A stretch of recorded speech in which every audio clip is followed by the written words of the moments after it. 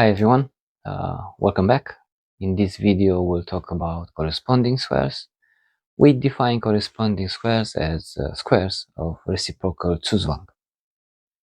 The most common cases of corresponding squares are opposition, mine squares, and triangulation. And we will take each of them in part and explain and try to make everyone understand. We begin with Endgame that took place in 1988 in Saloniki Olympiad. It's the feminine teams of Romania and Scotland. On table 1, Cole and Stanchu. The Scottish lady is with white, and she noticed that she will lose pawn d5. There's no way she can manage to defend. Even if she brings king here, Black will take a position and attack the pawn. White will have to distance from the pawn and then capture for black. If she plays king on c3, black attacks, she defends, the same opposition for black. White will have to get distance and lose the pawn. So noticing that, she decides to resign the game. What a blunder. If she would have studied key squares episode 1, and she would have understood what's going on, she knew that she could actually make a draw. And for those of you who want to review Key Squares episode 1, we add a link right here. Click on that one and you can review episode 1 for a better understanding. Now let's explain what's going on in this game. Let's imagine white is to play and she will move her king to c4.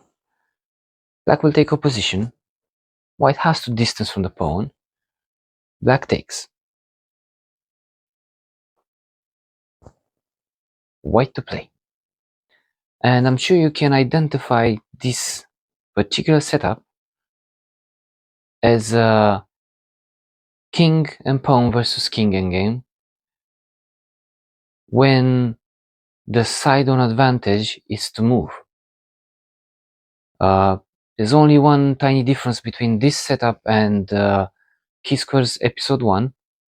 When we had the side on advantage with the pawn, on that case was the 4th horizontal, this is it would have been the 5th horizontal. So it's just a bit more push. But if the side on advantage is to move, he would not manage to occupy the key squares. Now, key squares are those squares we need to control with our king so we can gain victory. Corresponding squares are squares of reciprocal Zuzwang. When white managed to move his king here and take a position, he actually occupied the corresponding square. Now, doesn't matter what black tries, he will not manage to push the white king on the side in order to gain control of the key squares. Because when black moves on the side, the corresponding square for white is the opposition square, and he just keeps the opposition and will forbid black king to control the key squares. Even if black tries to push the pawn, we know we get in a drawish endgame with the correct play from white. All he has to do is just maintain the central line, and we just quickly go towards the final setup. Push the pawn again, go central, and now all white has to do is just withdraw the king in the center line, so that when black would attack from c flank, he will go in a position again. Again, we talk about a position. If black will go on e3, he will go on e1, position again, and then he will manage to push the game towards a stalemate. We go again in the center and stalemate, or black loses the pawn. That being said, you can see even the best players in the world, the #1 player in the country, playing on table 1, can blunder an endgame. That's why you have to study endgame. Spielmann Duras, Carlsbad, 1907. The famous Spielmann found himself with white in this position, and without thinking too much, he made a huge blunder, interfering his rook to defend the check. Now it will be fine if black will take. White will definitely have a draw.